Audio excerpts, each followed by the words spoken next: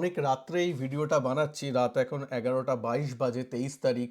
তা কেন বানাচ্ছি, যেহেতু এখন আমেরিকান মার্কেট খোলা আছে এবং আমেরিকান মার্কেট দেখতে পাচ্ছেন S&P 500 কিন্তু মোটামুটি আপনাদের 1.22% মাইনাস, ডাও জোন্স প্রায় 484 মানে 500 পয়েন্টের মতো মাইনাস, ন্যাসড্যাকও মাইনাস আছে, S&P 500ও মাইনাসে চলছে। এবং যদি দেখেন S&P 500-এর আজকের চার্ট একদম লো গ্যাপ ডাউনে ওপেন হয়ে কিন্তু লোয়ার লো ও তৈরি করছে।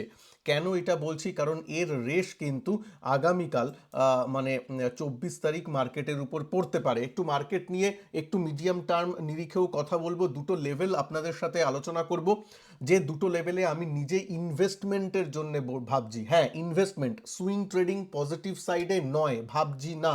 কারণ নিফটি এখনও একটা জায়গায় সাপোর্ট নিয়ে সেখান থেকে বাউন্স করবে সেই প্রবণতা এখনও দেখাচ্ছে না। যদি এটা নিফটির ডেইলি চার্ট যদি দেখেন, ডেইলি চার্টে কিন্তু যদি আপনি 100 মুভিং অ্যাভারেজ ড্র করেন, এই যে নীল দাগটা দেখতে পাচ্ছেন, এই নীল কার্ভটা হচ্ছে 100 ডেজ ইএমএ, এই ইএমএর একদম কাছাকাছি আছে।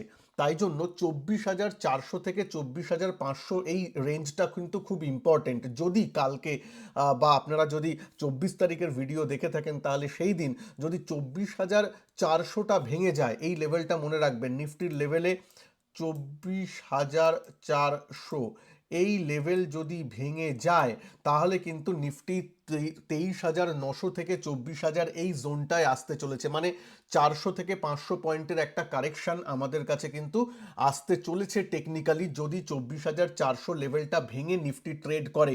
সুতরাং মন দিয়ে এই লেভেলটার উপর নজর রাখবেন। এই লেভেলটা যতক্ষণ হোল্ড করছে মোটামুটি ঠিক আছে, যদি এই লেভেল হোল্ড না করে তাহলে সেল অন রাইজ স্ট্র্যাটেজি থাকবে, এবং সেক্ষেত্রে 23,900 এবং 24,000-এর কাছে মার্কেট কিন্তু আসতে পারে।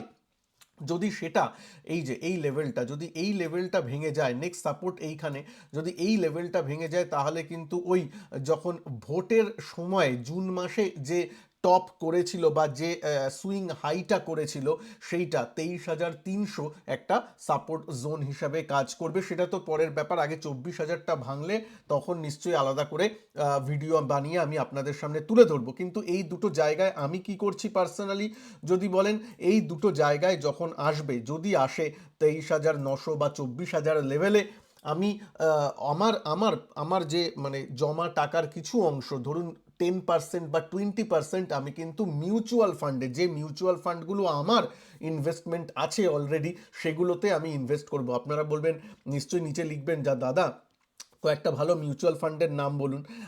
মিউচুয়াল ফান্ড নিয়ে আমি একটা ডিটেলস ভিডিও আনতে চলেছি, 1-2 দিনের মধ্যেই আনবো, আমার হিন্দি চ্যানেলেই আনবো, এবং বাংলা চ্যানেলেও আমি সেটা, এই চ্যানেলেও আমি আপনাদের সাথে সেটা শেয়ার করে দেবো, চিন্তা করবেন না।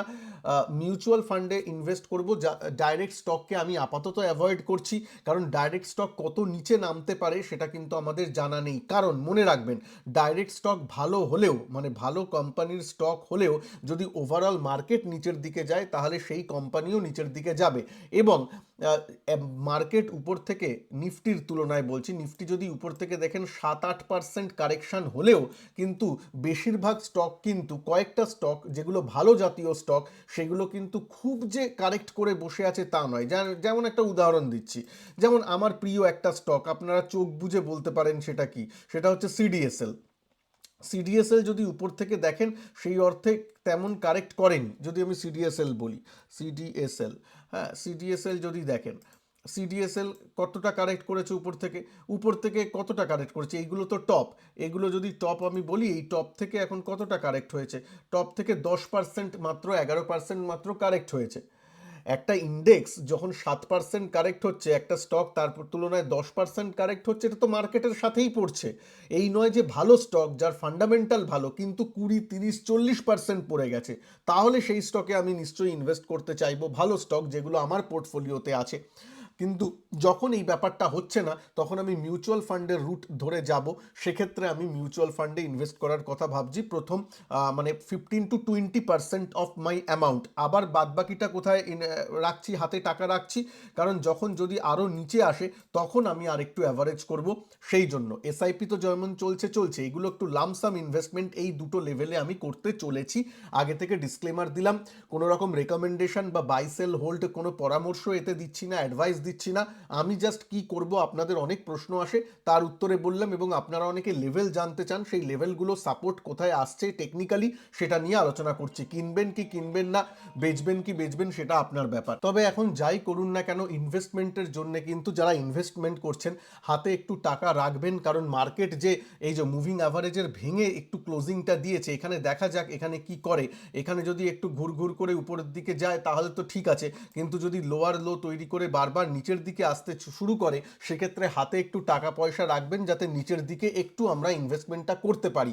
এই নয় যে হাতে টাকা রাখলাম না, সব টাকা এখনই ইনভেস্ট করে দিলাম, তা সেটা কিন্তু করাটা উচিত নয়। আর যারা সুইং ট্রেডিং করছেন, আবার বলছি যারা ট্রেডিং করছেন তারা কিন্তু স্টপ লস রাখবেন, স্টপ লস হিট হলে বেরিয়ে যাবেন। আমি বারবার বলছি, আমার গতকালের ভিডিওর নিচেও প্রশ্ন এসেছে দাদা আমি এই স্টকটা কিনে, এই যে মার্কেটের পতনে আরও কত হতে পারে সেটা নিয়ে আমি যখন ভিডিও করে এর আগের দিন বলেছিলাম, তার নিচে আপনাদের অনেকগুলো স্টকের নাম আপনারা লিখেছেন, সেই স্টকগুলো নিয়ে আমি আলোচনা করব অন্য ভিডিওতে।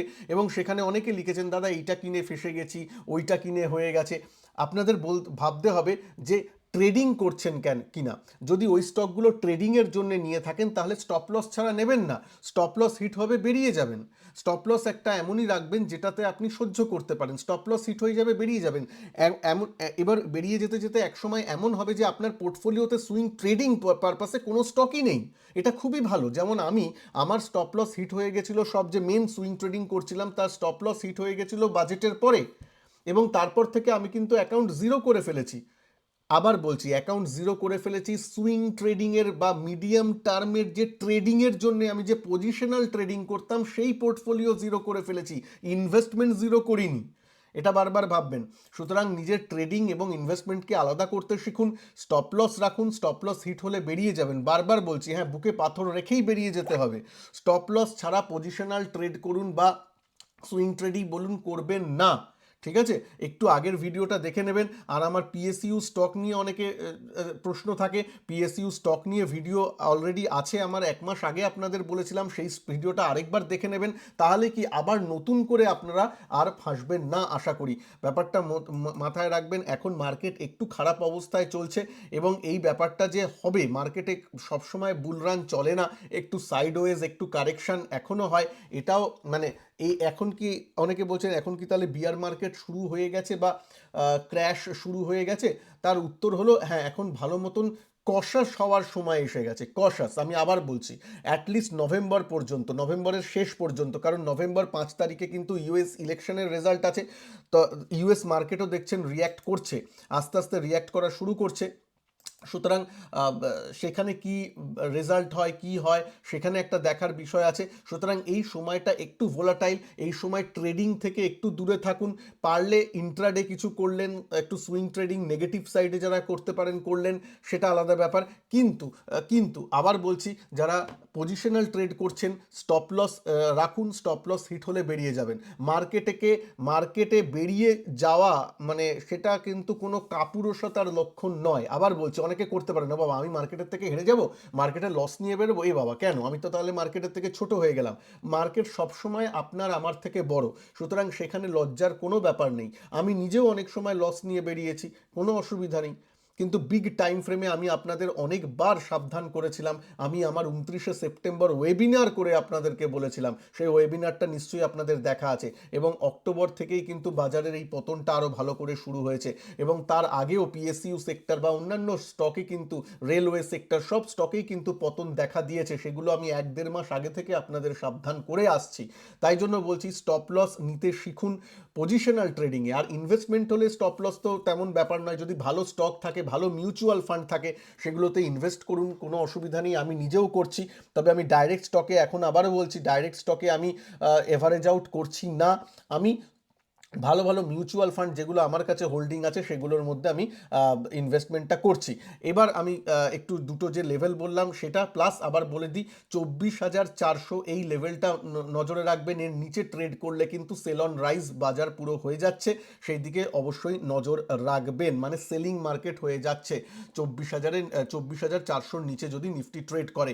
আর মিউচুয়াল ফান্ড নিয়ে আমি কোন মিউচুয়াল ফান্ডে ইনভেস্ট করছি, মানে কোন মিউচুয়াল ফান্ডে এই নিচের লেভেলগুলোতে আমি ইনভেস্ট করতে চলেছি তা নিয়ে আমি ডিটেলস ভিডিও এক দুদিনের মধ্যে আনবো। আপনাদের যদি কোনো মিউচুয়াল ফান্ড নিয়ে কোনো স্পেশাল কোয়ারি থাকে, মিউচুয়াল ফান্ডের নাম লিখে এই ভিডিওর নিচে নামটা লিখে দিতে পারেন, আমি সেই মিউচুয়াল ফান্ডগুলো যার সম্বন্ধে বেশি কোয়ারিজ আসবে সেগুলো আমি অবশ্যই আমার প্রোগ্রামে অ্যাড করার চেষ্টা করব। ঠিক আছে, ভালো থাকবেন সবাই। মার্কেট একটু খারাপ অবস্থায় চলছে, ঠিক আছে, একটু সাবধানে ট্রেডিং করবেন, ইনভেস্টমেন্টের জন্য পয়সা হাতে রাখবেন। আবারও বলছি, একটু এখন মানে দুমদাম করে প্রত্যেক ফলে ইনভেস্ট করবেন না, একটু ওয়েট করে ইম্পর্টেন্ট লেভেলে এলে ইনভেস্ট করার কথা ভাববেন, কারণ মার্কেট কোথায় গিয়ে দাঁড়াবে সেটা কিন্তু এখনও মার্কেট আমাদেরকে জানাচ্ছে না। সুতরাং আগামী দিনগুলো একটু কষ্টের, ঠিক আছে, কষ্টের মার্কেট চলে, সেই সময় মানে বুদ্ধি রেখে চুপচাপ থাকাটা, একটু সাইড লাইনে থাকাটা কিন্তু বুদ্ধিমানের কাজ হয়। আর সবসময় মনে করে রাখবেন, মার্কেট সুপ্রিম, তার কাছে হেরে যাওয়ার কোনো ব্যাপার নয়, মার্কেটের কাছে আমরা সবাই ছোট। সুতরাং ইগো রাখবেন না, ওই একটা ট্রেডে যদি মানে পোর্টফোলিওর 1 বা 2% লস হয়ে গেল, তার বদলে জেদ করে না লসটাকে তুলতে হবে, আজকেই তুলতে হবে বলে জেদ করে ওর মধ্যে ওটার সাথে ফাইট করতে গিয়ে আরও বেশি লস করে দিলেন, এটা করবেন না। ঠিক আছে, এই রিকোয়েস্টটা রইল। ভালো থাকবেন, নমস্কার, জয় হিন্দ, বন্দে মাতরম।